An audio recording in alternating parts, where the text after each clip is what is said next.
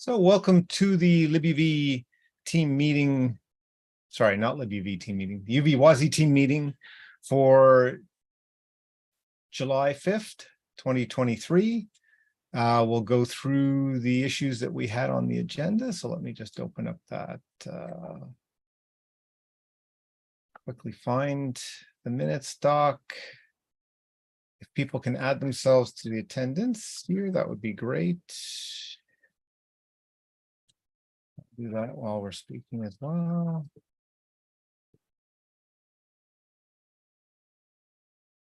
Anybody have any announcements or news that they'd like to share? Yes, I can give a very brief update on preview 2 bindings stuff. Sounds good. But yeah, just like a 2-minute update. Should I do that now or later on? Okay. So yeah, the PRs for resources are moving along, and it's looking like we likely won't need to be doing pseudo resources, which is one of the considerations if resource development wouldn't progress fast enough. So it looks like we will have something close to proper resources, and prototyping is actually in development now for language integration. So I'll actually be working on the JavaScript resource integration probably already before August. So that's quite exciting because it's quite fundamental and it'll enable a whole lot of new stuff. And then there was also a discussion today about defining the WASI preview 2 bindings in a way that it would also be possible to support on the, because basically at the moment when you create a component binary, the WASI preview 2 bindings are very tied to the component model bindings generation. And so that all of the binding steps are kind of specified by that generation. But there's this contract between core WASM and the component model. So if we can, there was discussion around defining that contract more clearly so that there would be the possibility to be able to implement preview 2 bindings against core WASM, even without having a environment that fully supports the component model. You would still be implementing part of the component model, but you would at least be able to be implementing the parts of the spec that so it'd be like it would be more work because you wouldn't get all of the bindings generation out of the box, but it would be a path to basically have a spec-based core WASM contract. So for those hosts environments that don't have full component model support, there will be a path to be able to construct bindings, and that's possibly also a level at which the uvwasi integration will be running is that core WASM ABI, and you can even manually maintain the bind gen. In a sense, you can think of uvwasi as sort of manually doing all this bind gen as well for WASI bindings. So that's a path for implementation as well, potentially. And I think not that dissimilar from the direction the current PR is taking. So yeah, that's all I got. Okay, great, thanks. We'll flip back. Then looking at the issues tagged, I think the first one, 47.193, I don't know if there's any update on that Mac specific issue. I think the next one, missing uvfs LU time. That one's new, is it new since last time? Yeah, that was the issue that we were chatting with before we started the stream. This was an issue I opened because of the integration with the WebAssembly micro runtime. They've accepted my PR to use global libuv and uvwasi if they are installed, and so then it won't fetch from source. And okay, they tested it on various operating systems, and one was Ubuntu 20.04. And that the global install of libuv that was available from their package repository is too old. And right, so Colin already commented on the issue and pointed out when it was implemented, like the version and all of that stuff. And so it's been resolved, and the resolution is we're not going to do anything because we do have a minimum required version of libuv. So if you have a different version installed globally, you're just going to fail to build, or like an older version installed globally, you're going to fail to build. This is kind of just a problem with linking a bunch of C libraries, right?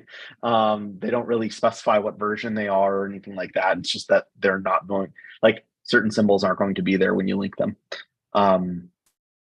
So yeah, we do have a minimum version that has that API. So we're not going to do anything. We're not going to try to like re-implement it or implement it differently. We're just not going to support, old libuv stuff. And so the Whammer team did say that they had it working on 22.04. So Ubuntu, like newer Ubuntus are fully supported and they have like an up-to-date libuv. So it's not something we really need to worry about. And people could always install a newer version of libuv if they needed to, right? Maybe not through the package manager, but yeah, and building from source is basically how I was testing various combinations, right? Building from source, installing into global or installing into a different path, and then like using that path. yeah. So the various combinations you can, libuv is pretty quick to build from source as well. So it's like not that, it shouldn't be that big of a deal. But yeah, it was just something that they flagged and they wanted me to raise on uvwasi. Okay. Okay, sounds good. The next one, number 200. So implementing the 4 stubbed out socket methods. So Oscar shared the work that he'd done so far, which is great. I've been spending the last little bit of time actually like implementing some tests, and to implement those tests, I also did some implementations of the sock methods. He'd provided the implementation of the file table handling, which needed to be, basically extended to support sockets. So all that seems to be working. And I built on top of it the actual socket implementations.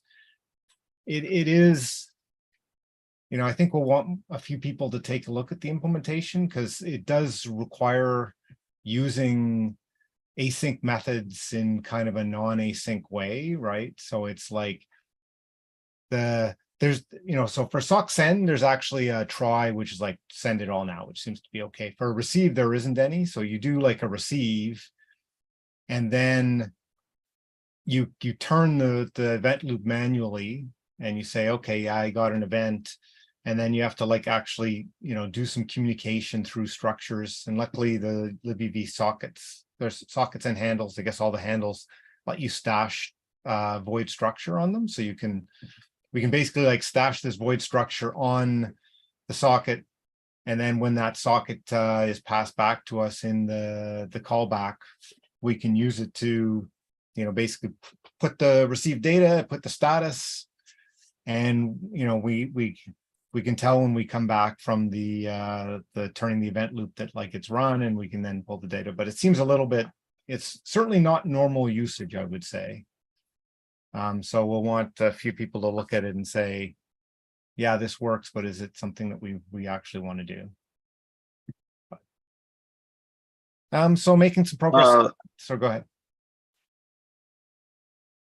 So I thought that was actually how the synchronous calls in Node were done as well. Is that an incorrect understanding? Because I thought that when you call into libuv, I thought you always had to pass a callback, and that you basically had to force synchronicity when calling from like the node C into libuv. But maybe I'm wrong. Maybe my understanding is incorrect about that. That's a good point. I don't know. I've never looked at how that's done, but you could be right. Like we have a blocking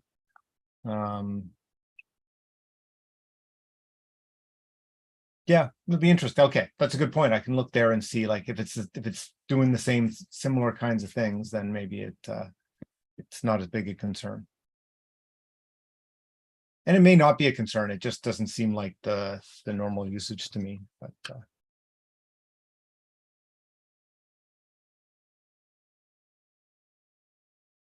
So I pushed a bunch of changes to Oscar's PR if anybody's interested in taking a look and seeing what it looks like. But so far it's to the point where like you can accept the socket, you can send data, receive data back. In a very simple case, at least. It's awesome. That's great progress.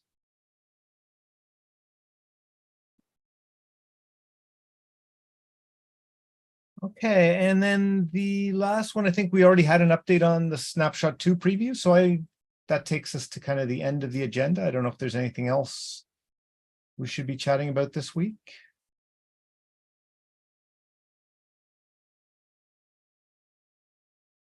If not, we'll give everybody some time back and we'll see you in GitHub and next time. Okay, thanks. Talk to everybody later. Thanks, everybody.